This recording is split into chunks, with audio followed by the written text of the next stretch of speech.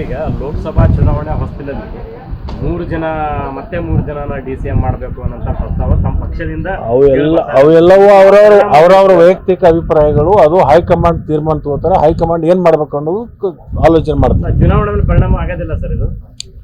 ಚುನಾವಣೆ ಮೇಲೆ ಪರಿಣಾಮ ಆಗುತ್ತೋ ದುಷ್ಪರಿಣಾಮ ಆಗುತ್ತೋ ನೋಡೋಣ.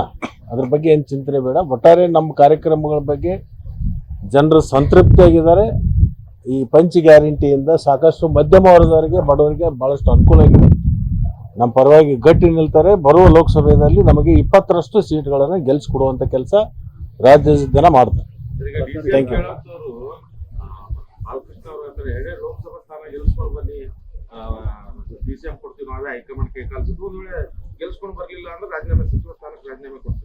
ಯಾರು ಬಾಲಕೃಷ್ಣ ಅವರು ಹೇಳಿದ್ದಾರೆ ಸರ್.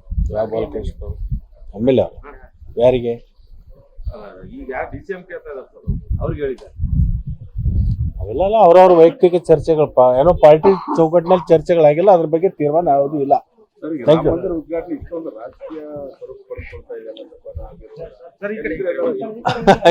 ಈ ತಿರ್ಗಾವರೆಗೆ ಮತ್ತೆ ಯಾಕೆ ಲಕ್ಷ್ಮಣ್ ಹೋದ್ರೆ ರಾಮನ ಇದಕ್ಕೆ ನಿಲ್ಸಾಕಂತಾರೆ?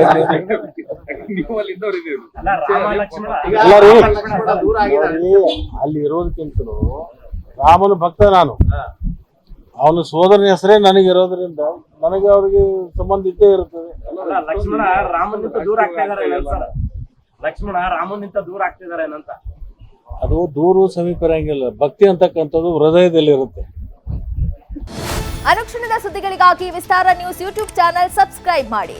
ಹೊಸ ಸುದ್ದಿಗಳ ನೋಟಿಫಿಕೇಶನ್ಗಾಗಿ ಬೆಲ್ ಐಕಾನ್ ಕ್ಲಿಕ್ ಮಾಡಿ. ಲೇಟೆಸ್ಟ್ ಅಪ್ಡೇಟ್ಸ್ಗಾಗಿ www.vistaranews.com ವೆಬ್ಸೈಟ್ಗೆ ವಿಸಿಟ್ ಮಾಡಿ.